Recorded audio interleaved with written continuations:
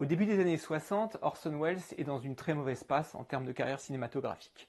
Il faut remonter à une vingtaine d'années, soit 1941, pour son fameux coup d'éclat Citizen Kane, et depuis, il a enchaîné les déconvenues avec les studios, notamment son deuxième, La Splendeur d'Amberson, qui a été entièrement massacré, retourné, remonté contre son gré. Il a tenté en 58, donc quelques années auparavant, de revenir à Hollywood avec La Soif du Mal, mais l'aventure s'est terminée exactement de la même manière, et depuis, il est dans une sorte de nomadisme à travers l'Europe pour tenter de faire des films en dépit de toutes les conditions qu'on lui impose. Il a une réputation de mégalomane incapable de terminer les films, et il en est réduit à une carrière d'acteur où il cachetonne le plus possible pour essayer de réinjecter ses salaires dans des productions qui souvent ne voient jamais le jour. En 1960, il tourne dans un film d'Abel Gance qui s'appelle Austerlitz et qui est produit par les père et fils Salkind, des producteurs d'origine russe, et il lui propose un rôle à venir qui serait celui de Taras Bulba, un personnage historique qui l'intéresse, et il accepte à la condition de réaliser et d'écrire le film, ce que les Salkind acceptent. Donc la pré-production se met en place, mais on apprend quelques mois plus tard que les États-Unis ont un projet concurrent qui sera réalisé par John Lee Thompson en 62 avec Yul Brynner et Tony Curtis. Les Salkind se rendent compte qu'ils ne feront absolument pas le poids et décident d'abandonner le projet. Orson Welles a néanmoins écrit le script et en matière de compensation, il lui propose de choisir un nouveau projet en lui imposant une liste de 100 œuvres littéraires à adapter qui seraient libres de droit et qui leur permettraient de réduire un petit peu les coûts de production. Orson Welles hésite un petit peu et tombe notamment sur Kafka avec Le Château et le procès et il décide finalement d'adapter le procès. On lui donne le feu vert et il va commencer à écrire le script. C'est un script qui en réalité est assez fidèle. Certaines phrases du roman se retrouvent mot pour mot dans son script. Il va néanmoins changer un petit peu la temporalité et notamment inventer ce fameux prologue qui reviendra vers la fin et qui est une innovation qui aura une grande importance dans la symbolique. On aura l'occasion d'y revenir. Il va transposer aussi l'action dans les années 60. Donc il y aura un certain nombre d'adaptations par rapport à ça et prendre soin, comme Kafka l'avait fait, de ne pas identifier les lieux dans lesquels ça se passe de manière à donner cette atmosphère à la fois universelle, internationale et très étrange. On finit par apprendre, alors que le script vient d'être achevé, que le procès, contrairement à ce qui avait été annoncé, n'est absolument pas libre de droit et ils vont donc devoir débloquer des fonds supplémentaires pour financer ce projet, ce qui est assez symptomatique d'à peu près toutes les productions dans lesquelles s'engage Orson Welles durant sa carrière. En ce qui concerne le casting, on va avoir un casting international et surtout un casting avec une jeune garde. C'est l'un des castings les plus prestigieux en réalité de la filmographie d'Orson Welles. Pour une raison très simple, c'est que sa réputation, même si elle est très mauvaise parmi les producteurs, est excellente auprès des critiques et aussi des acteurs et des comédiens. Il y a toute une jeune garde qui n'a qu'un rêve, c'est de travailler un jour avec Orson Welles et on se précipite pour être de ses projets. Le rôle de Joseph K. a été écrit pour Anthony Perkins. Il y pense dès le début et Anthony Perkins sort de Psychose en 1960 qui a été un très grand succès et qui le met au devant de la scène, mais c'est un acteur très intéressant qui a une carrière vraiment internationale et qui a travaillé avec Clémence sur une adaptation de Barrage contre le Pacifique par exemple. Il vient de faire une version de Phèdre qui se passe dans la Grèce contemporaine. Donc c'est quelqu'un qui travaille avec des auteurs assez marqués et qui aime ces projets assez audacieux et qui donc va donner rapidement son accord. Pour ce qui est des comédiennes féminines, il va avoir, par le fait justement d'une coproduction européenne, une représentante de chaque pays, ce qui va lui permettre d'avoir un casting assez prestigieux. On va avoir pour l'Allemagne Romy Schneider, évidemment. Pour l'Italie, il pense à Claudia Cardinal, mais il aura finalement Elsa Martinelli, qui se débrouillera très bien dans son rôle. Et pour la France, ce sera Jeanne Moreau, dans le rôle qu'elle occupe dans la première partie du film. Welles se destine au départ le rôle du prêtre. Et il a un acteur en tête pour le rôle de l'avocat, qui est Jackie Gleason, un homme qui est habitué au comique, mais dont il aime beaucoup la corpulence, et il estime qu'il aura vraiment la carrure parfaite pour incarner le rôle de l'avocat. Gleason, en réalité, va décliner l'offre, ce qui va obliger le réalisateur à revoir un petit peu l'écriture, parce qu'il va finir par s'attribuer ce rôle de l'avocat, et vider de sa substance le rôle du prêtre parce qu'il veut absolument que ce soit lui qui raconte la fameuse parabole de la porte de la loi au départ. Donc c'est Michael Lonsdale qui obtiendra le rôle et l'avocat aura un rôle beaucoup plus important, sans s'embarrasser d'ailleurs d'une certaine vraisemblance, vous le voyez, qui surgit à la fin, contre toute attente, au sein de la cathédrale en disant qu'il va mieux et qu'il a pu se lever de son lit. C'est parce que pour Orson Welles, il est très important qu'il ait le mot du début et le mot de la fin, mais on aura l'occasion d'y revenir. Un élément crucial dans la pré-production va être le travail sur les décors. Orson Welles a de très nombreuses idées, et du fait justement de ses nombreux voyages, parce qu'il tourne en tant qu'acteur aux quatre coins de l'Europe, il a pas mal de lieux en tête. Ce qui fait qu'on va avoir un film dans lequel vous pouvez avoir des raccords totalement improbables qui passent d'un lieu à l'autre, qui sont séparés en réalité par une centaine de kilomètres. C'est le cas par exemple quand on le voit sortir du palais de justice, On est à ce moment-là à Rome, et le plan suivant, lorsqu'il continue à marcher, il est dans la banlieue de Zagreb. C'est des choses qu'on revoit très souvent dans les tournages de Orson Welles, c'est le cas dans Mr. Arkadine par exemple, ou Othello, où vous pouvez avoir des raccords aussi comme ça qui vont d'un bout à l'autre de l'Europe. On accorde au départ un crédit assez important à la construction des décors, pour lesquels Orson Welles a des idées extrêmement précises. Mais il s'avère que les Salkind vont avoir des dettes qui n'étaient pas prévues et vont devoir réduire le budget, et là aussi, Orson Welles va devoir trouver d'autres solutions. Il explique à Peter Bogdanovich dans ses fameux entretiens, dans lesquels il se confie beaucoup sur les processus de fabrication, qu'il est dans son hôtel à Paris une nuit et qu'il déprime un petit peu en se demandant comment il va faire pour rendre ce projet viable, et qu'il voit dans la nuit, par la fenêtre, 2 lunes. Il est un peu surpris, en fait il se rend compte que ce sont les horloges de la gare d'Orsay. Et c'est un lieu qui le fascine un petit peu et qui à l'époque est totalement à l'abandon. Et le matin même, il va aller visiter cette gare, on lui ouvre et c'est un lieu complètement fou dans lequel il va avoir une inspiration démentielle et il décide que toute la production va se passer à cet endroit-là. On n'est pas encore du tout dans le projet de réhabilitation qui fera de la gare le musée d'Orsay qu'on connaît aujourd'hui, et c'est un lieu dans lequel s'entassent des archives, des endroits totalement à l'abandon, en proie à la rouille et à la ruine, et qui vont donner une esthétique très singulière évidemment au film. Ce décor va être principalement dédié à toutes les scènes de l'appartement de l'avocat, mais il suffira de poser une chaire pour que ça devienne la cathédrale, et elle va imposer aussi un certain nombre de contraintes en termes de tournage, parce qu'il y a une immense verrière qui fait rentrer la lumière du jour, et il y a tous les bruits environnants, et il est donc décidé que tout le tournage du film se fera de nuit, ce qui évidemment va mettre en place un certain nombre de contraintes, et en réalité, à la fin, Orson Welles vivra carrément puisqu'il s'installe dans l'hôtel Terminus qui est juste à côté de la gare et il y vit, et c'est là aussi qu'il va installer les tables de montage et faire monter simultanément le film. Le tournage se déroule dans une excellente atmosphère, notamment dans le rapport d'Orson Welles avec ses comédiens. La complicité est très grande avec Anthony Perkins qui comprend parfaitement ce qu'il attend de lui en termes de personnage, et les techniciens et les autres comédiens assistent à une véritable complicité avec Romy Schneider, qui rit beaucoup avec lui, notamment en s'amusant à lui recoller la postiche qui est son nez et qu'il ne cesse de perdre durant ces scènes. En revanche, avec les collaborateurs, c'est un petit peu plus compliqué, parce que Orson Welles, se voulant artiste total, veut maîtriser absolument tous les postes. Et il a tendance à virer les gens qui ont une bonne expérience pour recruter des jeunes. Il va ainsi recruter Edmond Richard, un jeune directeur de la photographie français qui vraiment fait ses débuts et à qui il va donner un petit peu toutes ses méthodes de travail, qui deviendra quelqu'un de très important. Il travaillera avec Buñuel, Jean-Pierre Mocky, etc. Et ils vont travailler ensemble sur un noir et blanc extrêmement contrasté, en mettant notamment des filtres rouges pour garantir un contraste très fort et ne pas trop jouer sur les gris, mais avoir des noirs et des blancs. Et ce filtre rouge va permettre aussi un étalonnage de départ dans lequel on va avoir une continuité permanente dans les tonalités. Et c'est quelque chose de très important pour Orson Welles parce que ça va lui permettre en réalité de monter dans l'ordre qu'il veut tous les segments, parce qu'il sait évidemment que c'est surtout au moment du montage qu'il va réécrire son film et que l'ordre n'est pas préétabli dans son script. Orson Welles considère vraiment quand il tourne qu'il met en place une matière première. D'ailleurs c'est le sort qu'il fera aussi subir à la musique. On lui impose un compositeur qui s'appelle Ledru, il n'aime pas tellement ce qu'il fait et il va vraiment lui faire composer 11 morceaux qui a complètement malaxé et disséqué en une cinquantaine de nappes musicales qui se disséminent au fil de l'œuvre. Orson Welles est déterminé à montrer qu'il peut tourner vite, d'où le montage simultané, et c'est vrai que par rapport aux autres projets qu'il a fait, il arrive en quelques mois à mener à bien son projet qui va donc sortir en 1962. C'est un film qui est très attendu au moment de sa sortie. On n'a rien vu d'Orson Welles depuis La Soif du Mal en 1958, presque 5 ans auparavant, et il y a une grande attente, d'autant que effectivement nous avons la rencontre entre deux géants, à savoir Welles d'un côté pour le cinéma et Kafka pour la littérature. Il va y avoir globalement deux types de réactions qui sont complètement contradictoires et qui en disent long justement sur les différents degrés de lecture qu'on peut avoir du film.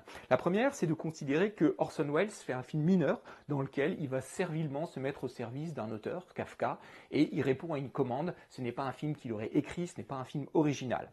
Donc on y voit un signe du déclin de son inspiration. La deuxième, au contraire, prétend qu'il a trahi l'esprit de Kafka en imposant sa patte et qu'il en oublie le propos, l'écriture de Kafka, voire qu'il en dévoie le sens et le message.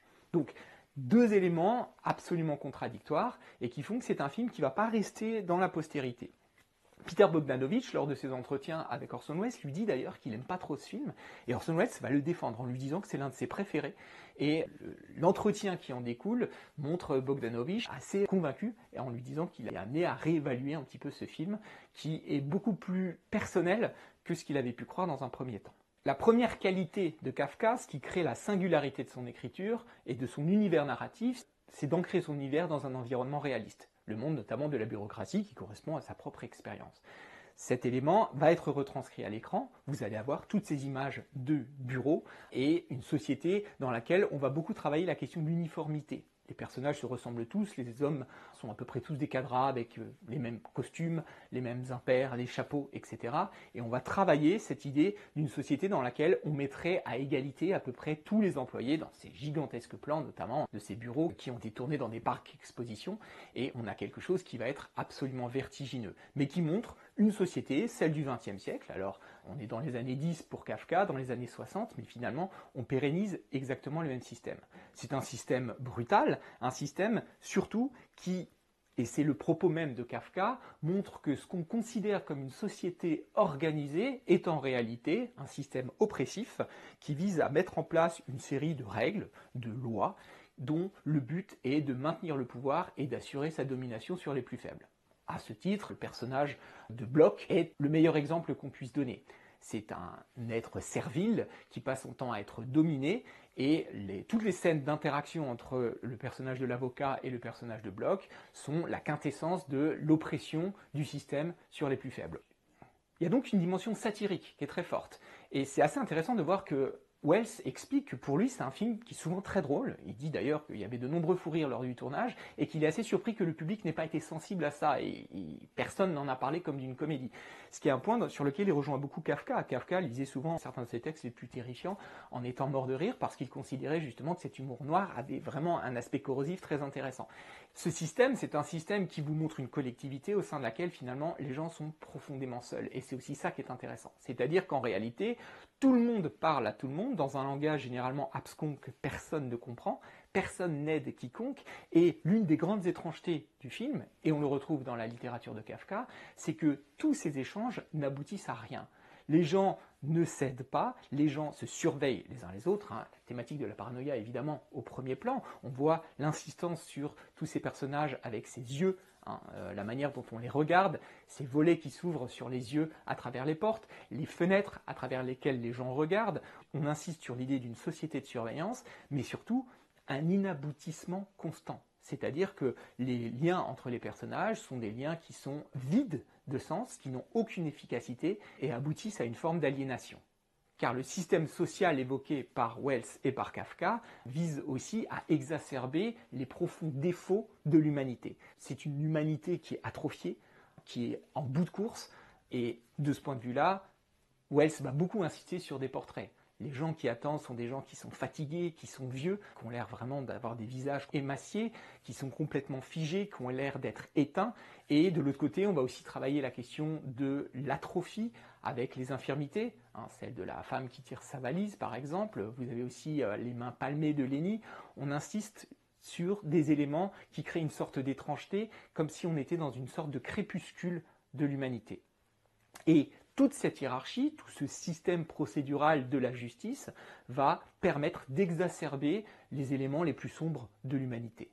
On le voit dans le rapport aux femmes notamment, ces femmes qui, contrairement aux hommes, sont beaucoup plus jeunes et beaucoup plus belles. D'ailleurs, Orson Welles a vraiment travaillé le rôle des femmes et il l'a un peu accentué par rapport à la place qu'elles occupent dans le roman. Mais pour quel type de relations? Des relations tout aussi dévoyées. Les femmes sont intéressées, les femmes sont perverses, les liens sont toujours des liens extrêmement étranges dans lesquels on ne sait absolument pas à quoi s'en tenir. Il n'y a aucune trace de sentiment dans ce récit. Tous les rapports que K peut avoir avec les femmes sont toujours des rapports qui sont frappés d'une suspicion. Ce n'est pas pour rien qu'on assimile Kafka à cette fameuse ère du soupçon qui a été formulée ainsi par Nathalie Sarraute. Il y a cette idée d'un moment où on ne peut plus rien croire et où l'humanité entière est frappée d'un doute général quant à sa capacité à donner du sens et à évoluer aussi. Et donc on a une sorte de défilé des perversions, la nymphomanie, le viol, la possession. On va même jusqu'à imaginer potentiellement des questions de pédophilie lorsqu'il y a la fameuse visite de la cousine, et on aboutit aussi à cette vision totalement monstrueuse de ces jeunes filles qui sont comme des furies de la mythologie dans la cage qu'occupe Titorelli à la fin, lors de l'entretien avec K. À ce titre, les rapports pervertis entre les êtres trouvent probablement leur apogée dans la manière dont Orson Welles filme le personnage de Leni Romy Schneider entre les deux hommes. Ce pauvre Bloch et K, qui est une sorte de version de jeune de ce qu'il est censé devenir, puisqu'il est censé s'embourber dans une procédure qui ne finira jamais. Et la manière dont on filme ces trois personnages montre quelque chose de profondément malsain, dans lequel on n'aurait plus que du désir et du désespoir, et on aurait gommé absolument tous les sentiments. Donc le procès, c'est aussi ce portrait géant, extrêmement désenchanté, de tous les défauts possibles, la veulerie, l'indifférence, l'égoïsme, le désir de pouvoir, le sadisme aussi, voire le masochisme, dans lequel celui qui serait le plus à fustiger serait bien le conformisme. Sur les thèmes, Welles va donc être fidèle à Kafka. En revanche, sur le style, ça va être complètement différent. Kafka, on l'a dit, est reconnaissable à une écriture blanche, assez neutre, très dépouillée. L'écriture de Kafka est dénuée de figures de style. Elle correspond parfaitement à un renouveau de l'écriture au début du XXe siècle. Et de ce point de vue-là, elle ne correspond pas du tout à l'esthétique visuelle et cinématographique d'Orson Welles. Il s'y rendit donc le dimanche, emprunta cette fois directement les escaliers et les couloirs. Certaines personnes qui se souvenaient de lui le saluèrent sur le pas de leur porte, mais il n'avait plus à interroger personne et arriva bientôt à la bonne porte. À peine eut-il frappé qu'on lui ouvrit, et sans se retourner plus avant sur la femme qu'il connaissait déjà, et qui restait debout à la porte, il voulut se rendre aussitôt dans la pièce attenante. « Il n'y a pas de séance aujourd'hui, dit la femme. »« Pourquoi n'y aurait-il pas de séance » demanda-t-il, incrédule. Mais la femme l'en persuada en ouvrant la porte de la pièce. Elle était effectivement vide, et faisait dans cet état une impression plus lamentable encore que le dimanche précédent. Il y avait quelques livres sur la table, qui n'avaient pas bougé de l'estrade. La prochaine fois, ouvrez plus vite, dit l'oncle en guise de bonjour, tandis que la jeune fille faisait une petite révérence. Viens, Joseph, dit-il ensuite à K, qui passa lentement devant la jeune fille. Monsieur l'avocat est malade, dit celle-ci, voyant que l'oncle se précipitait sans s'arrêter vers une porte. Joseph, cria l'oncle de nouveau, puis il interrogea la jeune fille. C'est sa maladie de cœur ? Je crois, oui, dit la jeune fille. Elle avait trouvé le temps d'avancer avec la chandelle et d'ouvrir la porte de la chambre. Dans un coin de celle-ci, où la lueur de la chandelle ne pénétrait pas encore, un visage à longue barbe se souleva dans un lit. « Lenny, qui vient donc » demanda l'avocat qui, ébloui par la bougie, ne reconnaissait toujours pas ses visiteurs. « J'en apprends peut-être plus que certains qui sont en bonne santé et qui passent leur journée au tribunal. C'est ainsi que je reçois présentement même une de ces chères visites. » Et il désigna un coin obscur de la pièce. « Où donc » demanda K, presque impoli sous le coup de la première surprise. Il regarda, incertain, tout autour de lui. La lueur de la petite chandelle était loin d'éclairer jusqu'au mur opposé. Et de fait, quelque chose commençait à bouger là-bas dans le coin. À la lueur de la chandelle, que l'oncle tenait maintenant à bout de bras, on aperçut un monsieur âgé assis là près d'une petite table. Sans doute n'avait-il pas respiré une seule fois pour qu'on ne l'ait pas remarqué pendant si longtemps. Il se leva alors avec pesanteur, manifestement mécontent qu'on ait attiré l'attention sur lui. On avait l'impression qu'il voulait, en agitant ses mains comme de petites ailes, écarter toute espèce de présentation ou de salutation, comme s'il ne voulait en aucun cas déranger les autres par sa présence et supplier instamment qu'on le relègue de nouveau dans l'obscurité et qu'on oublie qu'il était là. Et là va se jouer une véritable opposition entre les deux.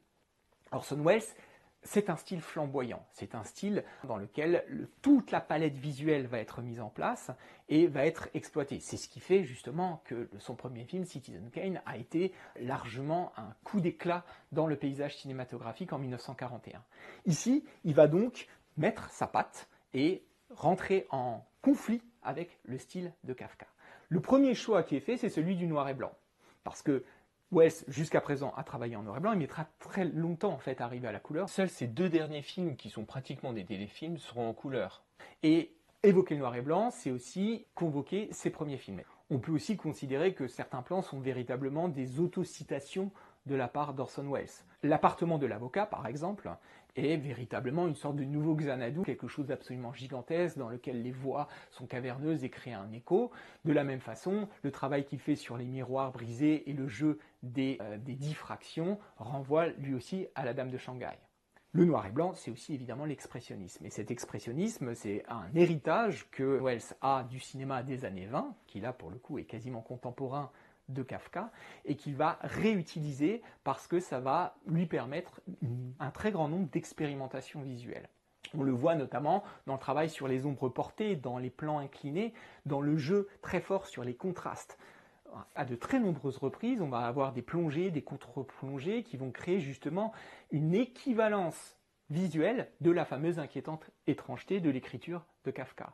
Ici, il est très fréquent qu'on ait des travelling en plongée, des éléments qui viennent écraser le personnage et qui vont à chaque fois quitter la représentation strictement réaliste. Cet expressionnisme est constant dans l'œuvre d'Orson Welles. On l'a eu évidemment dans Le Film Noir, La Dame de Shanghai, mais aussi dans sa propre adaptation de Shakespeare. Othello joue beaucoup de ces ombres portées, de ces plans qui forment des barreaux, qui vont enchevêtrer, qui vont empêcher le personnage d'avancer. Donc c'est un élément qui correspond à sa patte, à sa vision du monde, et qui va intégrer ici dans l'univers de Kafka. Et qui dit expressionnisme, dit évidemment appréhension de l'espace. Chez Kafka, l'espace est la plupart du temps confiné. C'est un espace qui est étouffant, sur lequel le personnage se cogne en permanence. Un élément que va véritablement reprendre Orson Welles. On le voit notamment dans la séquence d'ouverture, cette pièce dans laquelle dort K, qui est extrêmement étouffante, un espace claustrophobe, les plafonds sont très bas, et même les coursives à l'extérieur du bâtiment jouent de cet étouffement et d'un espace qui a l'air de se resserrer autour de lui. De la même façon, on va le voir souvent encerclé par des personnages avec une sensation d'étouffement et de montrer cette société qui agit comme une sorte d'étau autour de sa personne. Mais à l'inverse, Orson Welles va aussi jouer sur des espaces immenses, des espaces trop grands. L'idée de faire cohabiter les contraires est une des constantes du film. Ces espaces trop grands vont d'abord conduire à une vision sur une société déshumanisée. De ce point de vue-là, l'expressionnisme convoque un modèle qui est assez clair, qui est celui du Métropolis de Fritz Lang, mais qu'on retrouve aussi dans la version américaine avec La Foule de King Vidor par exemple, où on va vous montrer tous ces employés qui sont uniformisés, qui réagissent au même moment, comme d'un seul homme, ils se lèvent, ils s'asseyent, etc.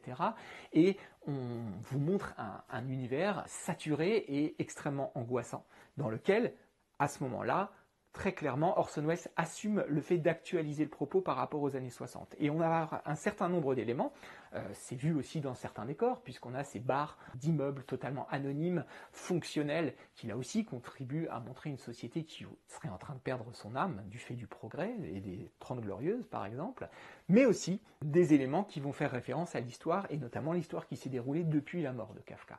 On a des mentions dans ces auditions qui peuvent faire penser au macartisme. On a aussi une mention à la fin de la Deuxième Guerre mondiale, potentiellement avec ce fameux nuage de la bombe à la fin, même si Orson Welles s'est défendu en expliquant que c'était pas l'effet qu'il voulait et qu'il n'a pas eu le temps de le modifier parce qu'il fallait projeter le film. Il est toujours assez difficile d'accorder du crédit avec Orson Welles qui dit souvent une chose et son contraire d'un entretien à l'autre.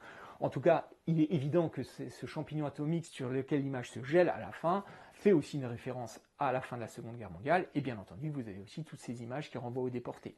D'abord, le pyjama rayé de Titorelli à l'intérieur de cette cage extrêmement angoissante, et puis ces personnages qui sont dans la tente, totalement figés, avec des numéros autour du cou.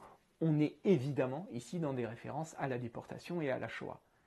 Dans ses entretiens d'ailleurs, Orson Welles dit que selon lui, Kafka n'aurait pas écrit le procès de la même manière s'il l'avait écrit après la Seconde Guerre mondiale, notamment en tant que juif, et qu'il aurait fait de K un personnage probablement moins passif et dans une lutte plus affirmée. C'est quelque chose de très intéressant et qui explique aussi la fin du film sur laquelle on reviendra. Mais à cette modernité va aussi correspondre un maintien d'un ancien monde. Et là aussi, on retrouve cette cohabitation des contraires.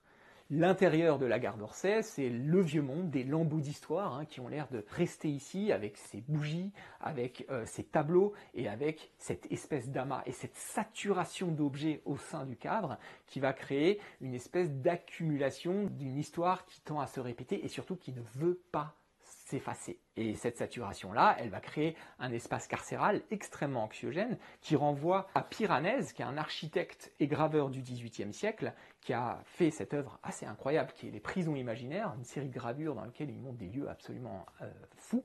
Orson Welles n'a pas évoqué explicitement cette référence-là, mais en tout cas, on y pense forcément lorsqu'on voit les décors du film Le Procès. La saturation des objets est un motif visuel qui passionne Orson Welles. On le voit dans Citizen Kane par exemple, les journaux au sol, c'est vraiment une citation de Citizen Kane, et de la même façon que dans Falstaff, vous avez aussi un amas de ferraille qui vient rentrer en résonance avec l'aspect baroque du personnage et du film. Donc c'est quelque chose qui l'intéresse beaucoup et qui vient créer aussi une espèce d'image qui devient illisible du fait de sa saturation. Un autre élément dans la cohabitation des contraires se situe dans la manière dont on va faire cohabiter le trop grand et l'absence de place. À ce titre, la séquence durant laquelle K essaye de trouver une place sur l'estrade lors de l'audition au tribunal montre cette tension terriblement angoissante. Et là aussi, on va retrouver une citation très claire de Citizen Kane, puisque vous avez ce plan en amorce avec quelqu'un qui est en train d'observer ce qui se dit en contrebas et qui crée un élément de surveillance, un surplomb absolument paranoïaque qui là aussi est susceptible de générer l'angoisse. L'esthétique d'Orson Welles passe aussi par le son, un élément absolument crucial dans son cinéma. Orson Welles est avant tout un homme de théâtre, c'est quelqu'un qui a travaillé la diction, qui a travaillé la voix et la prise de parole. Il est intéressant de noter qu'Orson Welles a révélé que tout son film est évidemment post-synchronisé, et il a expliqué qu'à un moment ou un autre, à chaque fois, il intervient et il double certains des autres acteurs. Sur les 15 personnages principaux qui ont vraiment des lignes de dialogue, il y a une douzaine sur lesquelles il intervient, sans dire vraiment lesquelles, et ça l'amuse beaucoup. Il est celui qui contrôle totalement la voix, et il signe aussi le film du fait de sa présence vocale, raison aussi pour laquelle il y a la voix off en début et en fin, par le biais du personnage de l'avocat, le conteur. Before the law, there stands a God. Il incarne donc cette loi qui va venir entourer littéralement le personnage incarné par Perkins, qui serait le seul qu'il n'a pas doublé. D'ailleurs, la question du langage est cruciale au sein du film. On travaille beaucoup l'idée d'un langage inefficace, inefficient. Les lapsus, par exemple. What's this thing? That's my pornograph. What's this? What's what? A circular line with 4 holes. Circular. No, it's not really circular, it's more ovular. Don't write that down. Ovular. Mais aussi des dialogues qui ne fonctionnent pas. Les paroles se chevauchent. The inspector said he thought it'd be sort of more unabusive. They went with you to the office, so nobody had noticed. Unobtrusive is the word you're looking for, not unabusive. You sneak out after hours, is that it? You're not the only cook in the family. Oh, that's not a very Okay, funny joke. you write home and say what a delinquent I am. K lui-même bafouille, bégaye, ne sait pas exactement comment s'exprimer. Well, that's her room, you know. What are you doing in there? On a aussi le travail sur les échos, des moments où la voix devient inaudible. I'm afraid so. Still, he's always writing reports, and they must go up to the real authorities. So, Louis, wait a minute, wait a minute. Joseph K. Des personnages qui parlent hors champ. Donc à chaque fois, le dialogue lui-même, la réplique devient une matière sonore qui est mal axée au même titre que la musique et qui perd de sa capacité à mettre véritablement les personnages en contact. Mais Orson Welles, c'est aussi un personnage de radio. C'est-à-dire qu'il a aussi travaillé la matière sonore et ce qu'on appelle le sound design. Et là aussi, il va y avoir une série de bruits parasites qui vont venir accentuer la fameuse angoisse kafkaïenne au sein de son film.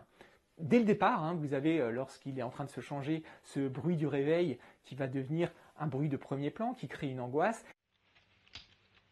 You are the police. What makes you think we want to ask questions of her? Et à de très nombreuses reprises, on va retrouver ces éléments. Un chien qui aboie.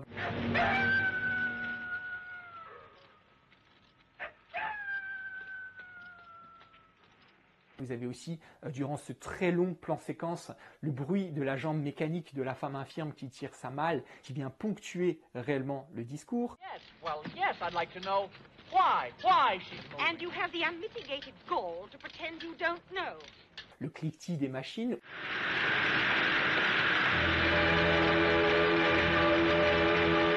Ou alors le rire intempestif de ces jeunes enfants autour de la cage des Titorelli. Donc à chaque fois, il y a quelque chose qui vient dynamiter le calme de la discussion et créer un climat d'insécurité dans lequel rien ne peut aboutir.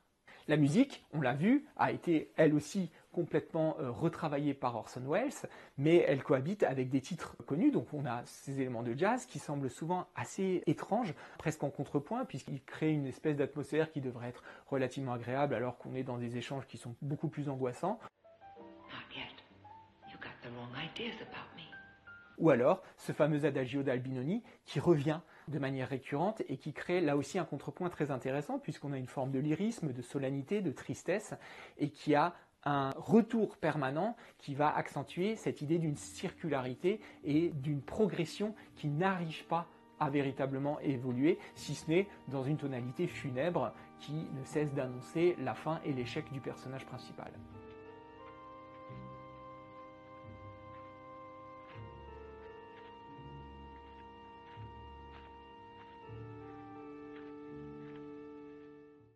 La quête du personnage va se faire, évidemment, cinéma oblige, par l'idée du mouvement. K est un personnage qui va traverser les espaces. On insiste à de nombreuses reprises sur ces trajets. Et des trajets qui se font sur une dynamique qui va être celle d'une urgence croissante. Si on regarde, les mouvements d'appareils, les panoramiques, les travelling sont d'une certaine lenteur au départ, de la même façon qu'on a des espaces assez vastes, et progressivement, il va y avoir une forme d'urgence qui va se mettre en place, et qui est annoncée d'ailleurs par cette séquence avec les employés qui sont fouettés. C'est quelque chose qui crée une rupture avec un montage beaucoup plus cut, avec des espaces beaucoup plus réduits et qui en fait annonce la suffocation progressive du récit, jusqu'à évidemment cette course folle et puis ce passage dans la cage de Titorelli.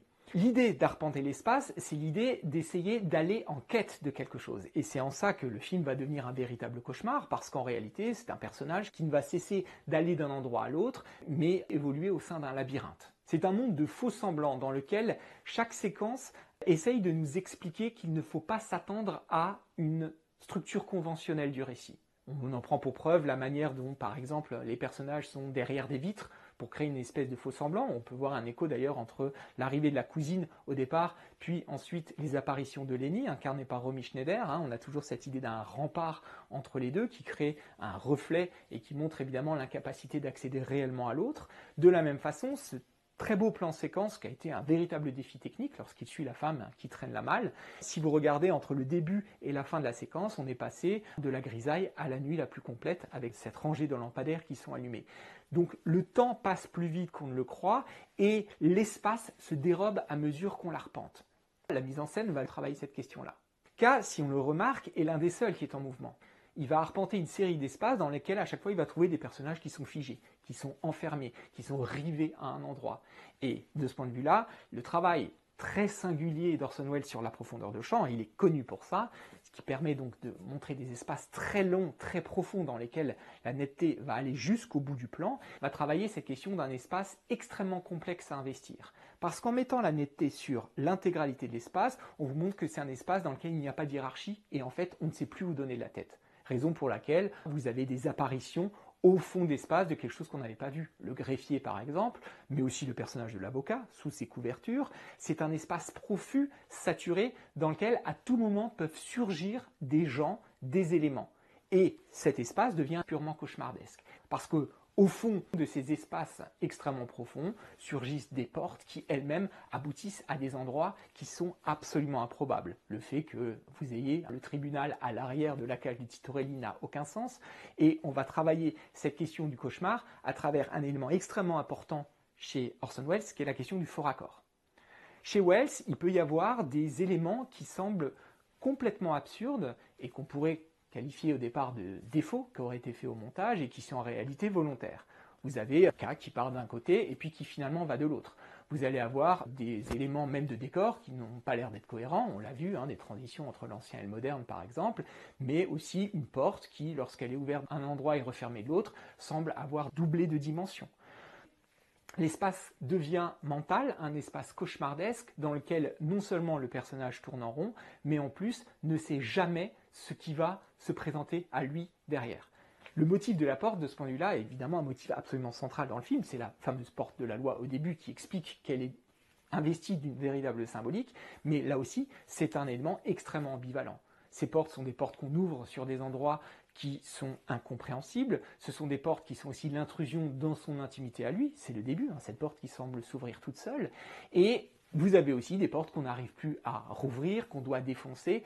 Et surtout, ce sont des portes qui ne tiennent pas leurs promesses. Parce que le personnage n'avance pas et il va avoir une évolution qui va le conduire vers une forme de dépouillement progressif. Puisque au terme de cette espèce de quête absolument absurde, on va avoir un personnage qui se retrouve dans une sorte de bulle, qui est cette cathédrale, qui semble sortir de nulle part, et ce long trajet final où on quitte progressivement la ville, puis la nature, pour aller sur une sorte de terrain vague, un trou géant, et on réduit littéralement en poussière le personnage. Donc on est aussi là dans un itinéraire de délestage dont il ne resterait absolument rien à la fin. Étudier le procès, c'est évidemment poser la question de la culpabilité. Une culpabilité fondamentale chez Kafka. On connaît son histoire, son incapacité à s'engager dans une vie familiale notamment. Il a rompu plusieurs fois des fiançailles et il a vécu dans l'ombre d'un père absolument tyrannique à qui il a écrit une gigantesque lettre qu'il ne lui a jamais envoyée et dans lequel il explique qu'il est absolument broyé par le modèle que lui a imposé son père, son autorité et le fait qu'il l'ait toujours dénigré et jamais soutenu. Et il est évident que le personnage de K porte sur lui la culpabilité de sa façon d'être et son inadéquation avec une société qui lui renvoie son caractère marginal. Mais Orson Welles ressent aussi cette culpabilité. Il en parle dans ses entretiens, il explique que lui aussi a ce sentiment d'être inadapté, et on peut faire des parallèles assez intéressants sur le fait que, je vous rappelle que Kafka n'a quasiment achevé aucun de ses romans. Les seules choses qu'on a de lui sont des récits courts, dont la fameuse Métamorphose, mais sinon, tous ses romans sont inachevés. On ne sait pas exactement dans quel ordre devaient être, par exemple, proposés les chapitres du procès, et il a demandé à son meilleur ami, Max Brod, de brûler toute son œuvre à la fin de sa vie, ce que Max Brod n'a pas respecté. Orson Welles, de la même manière, a un très grand nombre d'œuvres inachevées dans son parcours, et notamment The Other Side of the Wind, qui a été achevé par d'autres personnes que lui, longtemps après sa mort, parce qu'il était bloqué pour des raisons juridiques. Orson Welles a affirmé clairement « C'est le film le plus autobiographique que j'ai jamais fait, le seul dont je me sens proche ». Alors, cette culpabilité, elle a plusieurs formes. L'une des plus visibles, probablement, et sur laquelle a insisté pas mal Orson Welles, c'est la question de la sexualité. On voit un personnage qui, effectivement, est souvent séduit par les femmes. On le voit, alors que l'avocat lui parle, suivre du regard Lenny et ne pas pouvoir résister à la suivre alors que son affaire semble être en train d'être traitée. Une sexualité qui est d'ailleurs assumée par tous, c'est pas la seule obsession de K, à l'image de cet élément très satirique où justement dans le livre de loi, il va retrouver des images à caractère pornographique.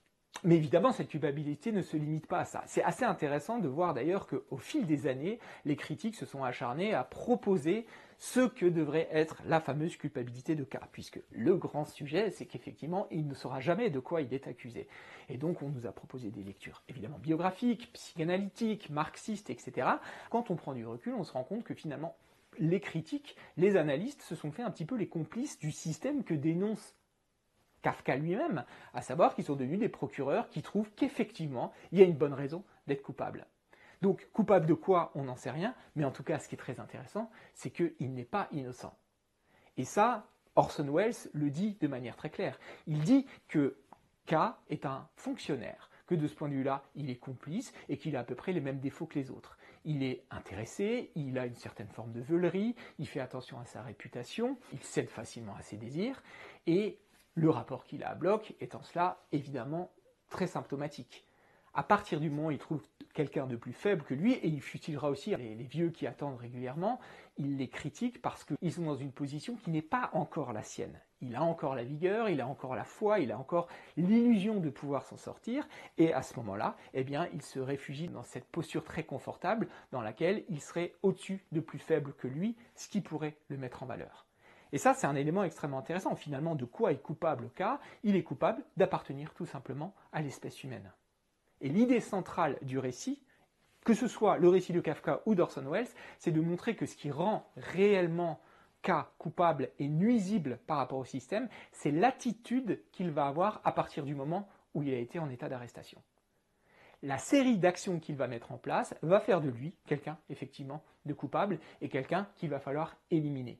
Une attitude d'ailleurs assez ambivalente, puisque K arrive à se persuader, au départ du moins, qu'il est une figure de rebelle, qu'il est celui qui remettrait en question le système. Je vous renvoie à cette fameuse sortie qu'il fait devant tous les gens qui l'applaudissent, et il se rend compte finalement qu'en réalité, on n'applaudit pas son propos. Il y a quelque chose qui est de l'ordre du pur divertissement. C'est un personnage qui est passif, c'est un personnage qui est veule, qui répond à peu près à tout ce qu'on lui demande, et qui en réalité va au bout du processus, et il n'aura absolument pas obéi à la logique narrative à laquelle on peut s'attendre, du moins dans les récits avant le XXe siècle, qui serait celle de quelqu'un qui justement deviendrait le grain de sable dans l'engrenage et qui ferait office de rebelle et qui changerait l'ordre établi. Le dénouement est donc particulièrement nihiliste et pessimiste. Il est néanmoins intéressant de voir à quel point Orson Welles va réaffirmer sa présence à ce moment-là. Par sa voix, on l'a dit, il est le conteur du début du prologue et il doit être celui qui est là à la fin, et par un procédé qu'il avait déjà mis en place dans La Splendeur des Amberson notamment, qui est la question du générique parlé. I wrote the script and directed it. My name is Orson Welles. C'est lui qui a le dernier mot, et il dit à la fin qu'il a écrit, réalisé le film et qu'il est Orson Welles. I played the advocate and wrote and directed this film. My name is Orson Welles. Il y a quelque chose d'assez intéressant et qui peut soulever un certain nombre de questions sur le fait qu'Orson Welles aurait envie de montrer sa présence et de supplanter Kafka dans son œuvre. C'est pas exactement l'idée en réalité, car que fait Orson Welles par sa présence? Il ne cesse de montrer à quel point nous sommes dans une œuvre de fiction. Il commence par un petit conte philosophique, il explique ce qu'il faut en comprendre et il dit que l'histoire qui va suivre suit la logique du rêve ou du cauchemar. Donc il annonce d'emblée qu'on peut considérer cette histoire comme un rêve. D'ailleurs, le premier plan sur K est K qui se réveille. Donc il désactive potentiellement tout ce qu'on a vu en le limitant à une histoire de rêve. De la même façon, le retour au conte à la fin est même blâmé d'ailleurs par K qui dit qu'il connaît déjà cette histoire. On ne peut pas faire l'économie de toute cette mise en abîme finale puisque vous allez avoir le défilé des images. Ce sont des images au sens propre qui ont été réalisées, qui sont projetées. On a un écran, on a un projecteur et on a ces personnages qui interagissent devant cet écran blanc et qui laissent entendre très clairement que tout cela serait de l'ordre d'une fabrication artificielle et artistique et esthétique. Orson Welles était fasciné par l'illusionnisme. Il était magicien à ses œuvres, c'est quelque chose qu'il aimait beaucoup. Pourquoi? Parce qu'en réalité, c'est un artiste qui a toujours voulu exhiber le caractère factice de son œuvre. Et c'est ce qu'il fait dans cet épilogue du film. Il est en surplomb, il explique à quel point nous sommes face à une fabrication et il va dénoncer d'une certaine façon l'illusion dont on aurait pu être victime. Et cette illusion, elle est évidemment à mettre en lien avec toute la société qui vient d'être décrite, qui crée des lois, qui crée un système, qui crée une hiérarchie qui elle-même est tout aussi mensongère. Tous les jugements sont arbitraires et les lois sont des constructions fallacieuses pour maintenir un pouvoir sur les plus faibles. Il faut quand même revenir sur l'échec de K. K est certes exécuté, mais non sans avoir défié l'ordre. Vous remarquerez que l'un des seuls moments où il rit de bon cœur, c'est lorsqu'il discute avec Bloch et que Bloch lui explique qu'il a d'autres avocats. C'est un moment où on montre justement à quel point ce système tourne à vide et que la pseudo-autorité de l'avocat est en réalité nulle. De la même façon, à la fin, il va contester les derniers interlocuteurs. Il dit qu'il a déjà entendu cette histoire. Il va dire « si j'ai perdu, on a tous perdu ». So I've lost my case. What of it? You're losing too. It's all lost. Et il le dit au metteur en scène et à l'avocat qui est joué par le metteur en scène. Et de la même façon, lorsque le prêtre lui parle, il lui dit « I'm not your son », je ne suis pas votre fils. I'm not your son. Donc on conteste l'ordre, on conteste la religion, on conteste tout l'ordre établi. Que reste-t-il? Il reste ce metteur en scène qui parle à la fin et qui explique qu'il a raconté une histoire. Et raconter une histoire, c'est rendre lucide par rapport au caractère fictif.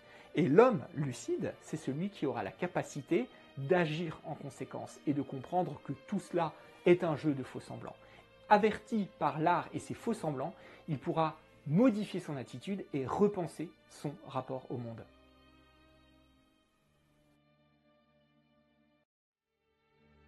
I played the advocate and wrote and directed this film. My name is Orson Welles.